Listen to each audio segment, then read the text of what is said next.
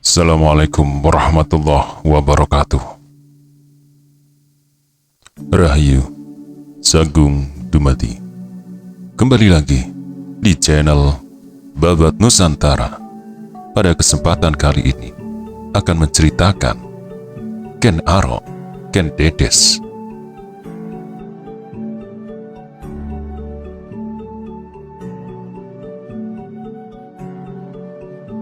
Bagian ke-14.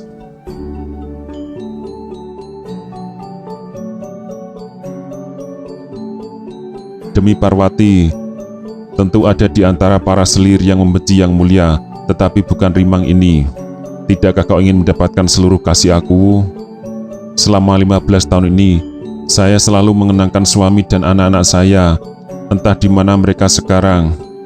Kasih betul kau pada mereka. Merekalah suami dan anak-anak saya. Belum mati, saya masih ingin bertemu.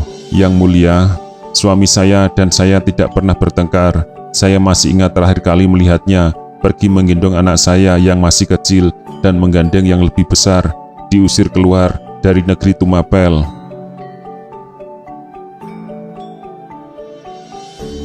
Saya memanggil-manggil agar dibawa, tapi prajurit-prajurit itu menyeret saya ke Kutaraja. Ken Dedes duduk lagi di atas. Pada wajah Rimang tak tergambarkan duka cita. Garis-garis kertas tertari pada ujung-ujung mulut garis-garis dendam. Kau bilang kau anak sudra? Benar yang mulia. Apa alasan Tunggul Ametung? Pernah saya cantik tiada tandingan di desa. Saya sejauh pemuda-pemuda yang melamar itu menyatakan. Sejauh suami saya selalu muji itu saja, sudah suatu alasan yang mulia.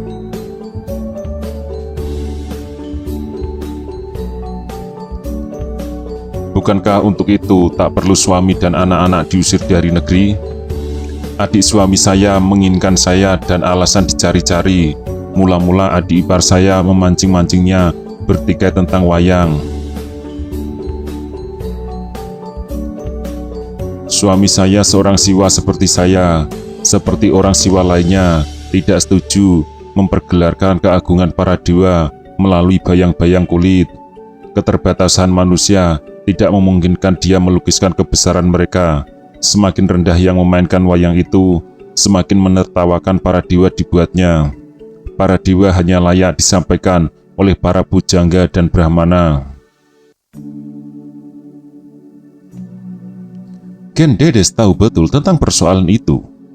Wayang adalah permainan bodoh dari orang-orang bodoh yang tak mengerti ajaran. Hanya para brahmana yang berhak menafsir dan menerangkan tentang para dewa. Tetapi Sang Hyang Airlangga setelah 10 tahun naik tahta telah menitahkan.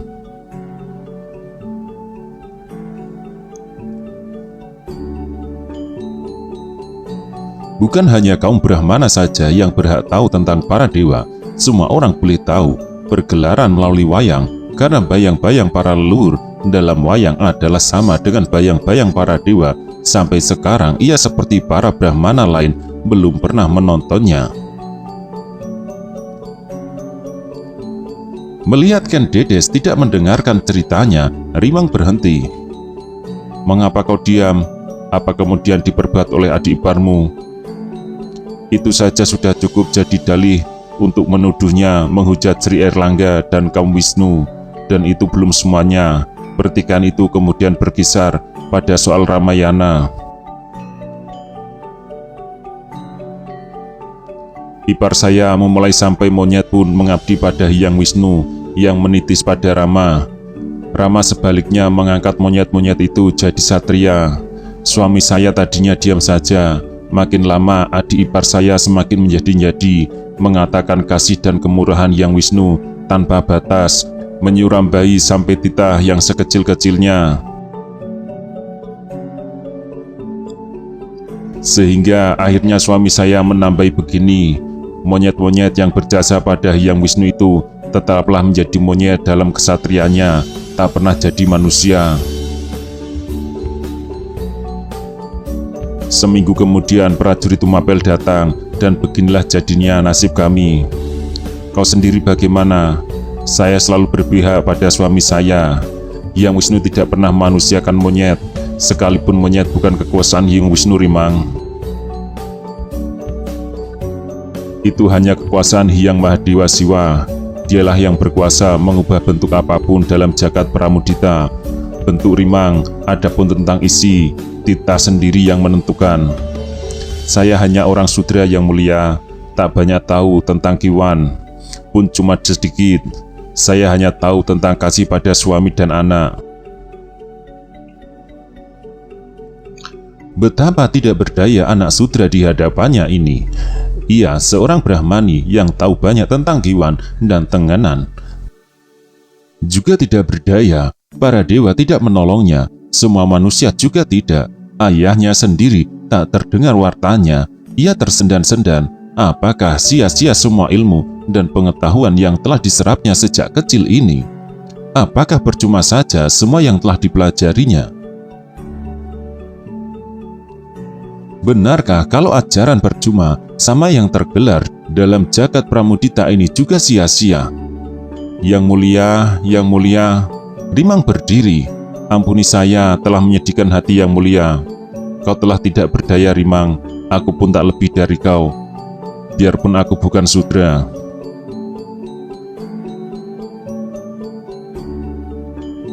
Berbelas tahun terkurung di sini, saya jadi mengerti yang mulia. Tiada punya teman. Jangan yang mulia, tak ada gunanya berteman. Percayalah, tak ada seorang pun bisa dipercaya dari sesama yang busuk. Boleh jadi Rimang ini yang kurang busuknya.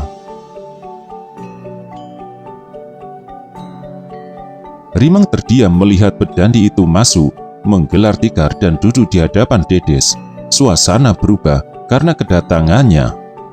Berhubung yang mulia aku berhalangan datang, saya datang untuk menemani. Tak perlu kau temani, saya menjalankan perintah yang suci. Temanilah yang suci, jangan ke aku. Pedandi itu mengerutkan kening. Setidak-tidaknya hari ini yang mulia Parameswari sudi bicara pada saya. Beribu terima kasih. Marilah kita nyanyikan bersama puji kebesaran yang mulia. Tanpa menunggu jawaban itu, mulai bernyanyi. Dedes menyertai, mula-mula dalam Sanskerta. Waktu berpindah dalam Jawa, Dedes berhenti.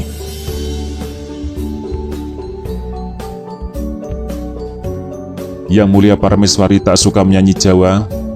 Sanskerta yang mulia bagus, tepat tekanan dan panjang pendeknya. Siapakah guru yang mulia? Siapa dewa pujaanmu? Sang Hyang Mahadewa Siwa. Siwa manakala yang mulia? Jagat Pramudita. Mengapa yang mulia? Aku kira semua di sini penyembah Wisnu. Pedandi itu mengangkat kepala lagi memperhatikan sang Parameswari yang malam ini mulai mau bertanya-tanya. Aku ingin seorang diri malam ini. Pedandi itu mengangkat sembah dan pergi. Jadi perintah Belangkaka dapat dipatahkannya. Dengan diam-diam ia menikmati kemenangannya dan ia akan mempergunakan kekuasaannya sebagai Parameswari. Tapi benarkah ia telah jadi Parameswari, majikan di rumah asing ini? Waktu Rimang datang untuk melakukan tugas menyertanya, Dedes mencoba memerintahkan mengambilkan air panas. Dan hamba itu pergi dan balik membawa cawan air panas. Ia pandangi wanita itu, meneliti wajahnya. Benar, ia telah lakukan perintahnya dengan tulus. Mengapa kau mau aku perintah? Mengapa yang mulia, semua orang di Bekuan ini harus lakukan perintah yang mulia Parameswari? Rimang, apalah arti diriku di sini? Mana perintahku harus dipatuhi? Ah yang mulia, Kutaraja bukan desa. Rumah yang mulia dulu bukan pakuan. Yang mulialah yang berkuasa di seluruh pakuan ini, juga berkuasa atas hidup dan mati. Dedes meredupkan mata, kemudian melirik pada Rimang. Dan sang aku, yang mulia aku tidak mengurus Bekuan ini. Yang mulia Parameswari, tapi mengurus negeri. Selingkupan pakuan ini di tangan yang mulia. Yang mulia tinggal jatuhkan perintah dan semua akan terjadi. Yang demikian tidak pernah ia dengar dari mulut ayahnya. Ia dididik tidak untuk menguasai pakuwuhan dan manusia seisinya. Ulangi kata-katamu, Rimang. Rimang mengulangi. Dedes menikmati keindahan dan nikmat yang terkandung dalam kekuasaan itu.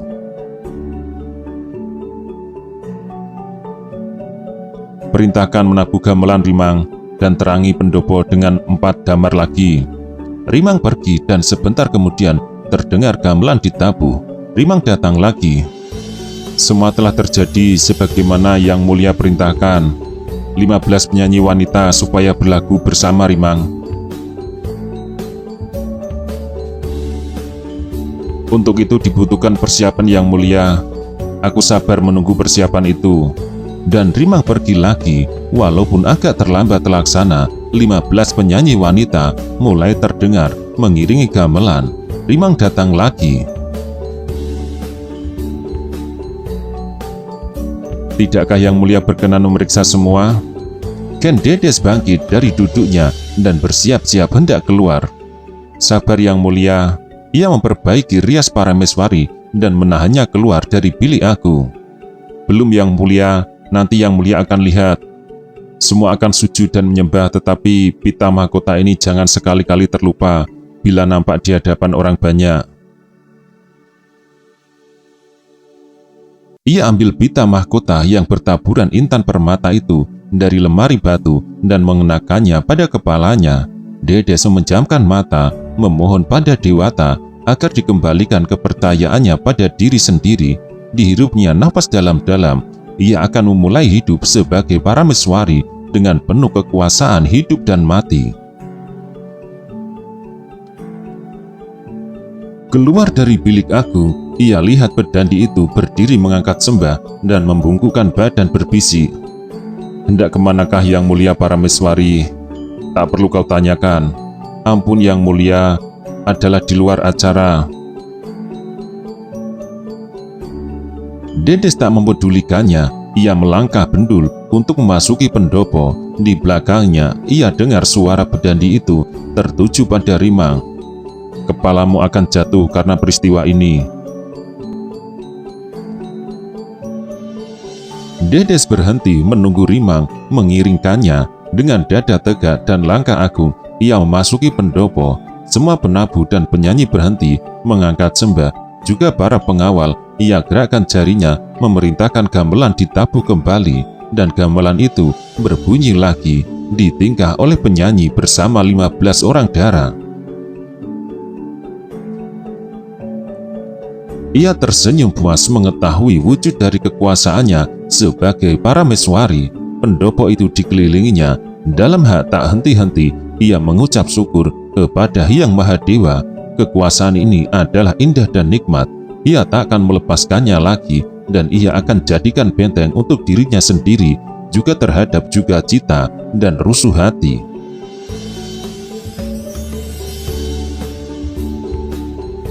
Sekali mengintari pendopo, kemudian ia balik masuk ke bilik agung dan memerintahkan pada Rimang supaya gamelan berhenti. Gamelan itu berhenti seketika. Yang Parwati telah melindungi yang mulia, bisik Rimang.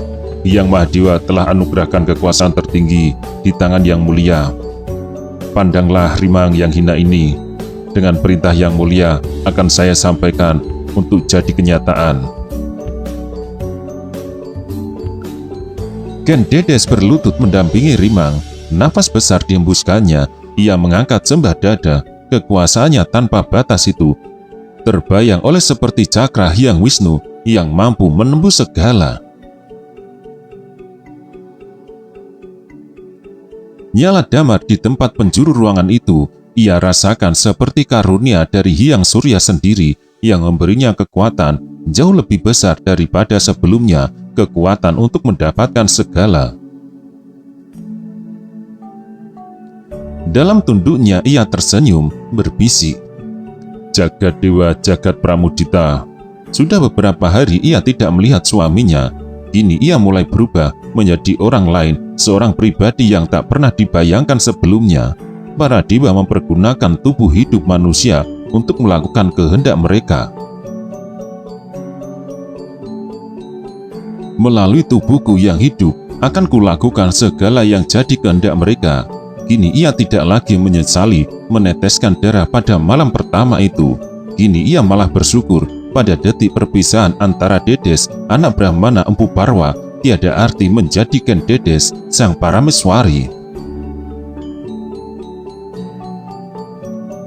Ayahnya hanya bisa mengecam-ngecam Tunggul Ametung. Ia akan menaklukkannya, dan waktu bulan semakin lambat juga terbitnya. Sekali dalam iringan, Rimang dan para pengawal, ia berkunjung ke pura. Rimang kembali sebelum memasuki Torana. Para pengawal menunggu dan berkemih di luar. Bahkan penunggu pura, ia perintahkan pergi setelah membakar dupa setanggi.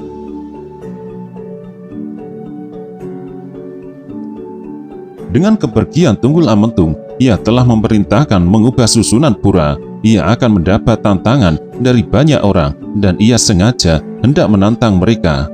Ia langsung pergi ke sebelah utara, berlutut di hadapan Durga. Mula-mula ragu untuk mengucapkan sesuatu. Diangkatnya mukanya menatap Sati sang Siwa itu, seorang dewi yang menakutkan dengan tangannya yang 8.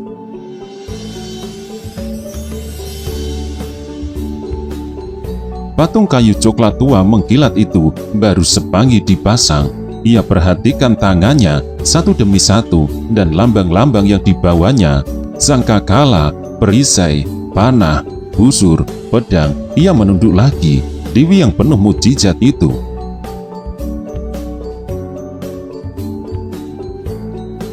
Ia semakin menunduk, menurunkan sembahnya. Ia tak menyadari buah dadanya sendiri mengerjap seperti buah dada sang Durga.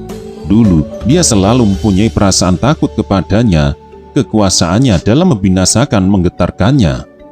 Bahkan menyebutkan namanya ia gentar. Sekarang ia merasa mendapatkan kasih sayangnya. Dewinya yang bertangan 8 ini akan tumpah segala dan semua yang akan menghadang jalannya.